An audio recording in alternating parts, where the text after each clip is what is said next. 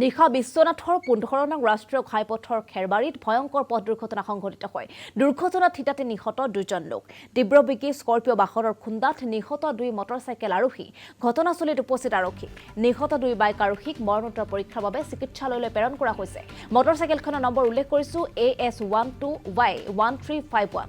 Scorpio' বাহনখনৰ number উল্লেখ কৰিছো AS32D8115। পুনৰবাৰ উল্লেখ কৰিছো বিশ্বনাথত নিশা 15 নং ৰাষ্ট্ৰীয় ঘাইপথৰ খেৰবাৰীত এক ভয়ংকৰ পথ দুৰ্ঘটনা সংঘটিত হয়। দুৰ্ঘটনাত থিতাতে নিহত হয় 2জন লোক।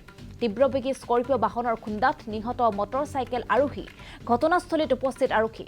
নিহত 2 বাইক আৰোহীক মৰণোত্তৰ পৰীক্ষাৰ বাবে ইতিমধ্যে চিকিৎসালয়লৈ প্ৰেৰণ কৰা হৈছে।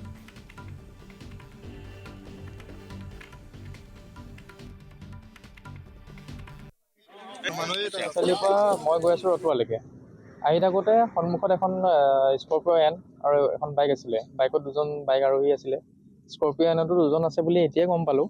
স্কৰ্পিঅ' এনখনে বাইকখনক খুন্দিয়ালে। তাৰপিছতে দেখিলোঁ যে স্কৰ্পিঅ' এনখন খালত সোমাই আছে আৰু বাইকত 2জন যি আৰোহী আছিলে সেই 2জন স্পট তাতে নিহত হৈছে। আৰু এই কথাখিনি দেখি পেলাই অকণমান বেয়া লাগে, কাৰণ যি 2জন স্কৰ্পিঅ' এনত আছিলে সেই 2জন সৰু ল'ৰা। তেওঁলোকে অকণ নিচামুক্ত কিবা ব্যৱহাৰ কৰিছে চাগে, নহ'লে এনেকুৱা নহয়। আৰু তেওঁলোকৰ কথা পাতোঁতেও গম পাইছোঁ, কাৰণ সিহঁত 2জন সুস্থ হৈ আছে। আৰু বাইক আৰোহী যিজন আছিলে সেইকেইজনটো পূৰা স্পটেই আছে। তো এনেকুৱালৈ দেখিলে অকণমান বেয়া লাগে। আৰু এইখন জেগাত অকণমান সাৱধান হ'ব লাগে। আৰু এইখন জেগাত আপোনাৰ হাতী আহি থকা দেখা যায়।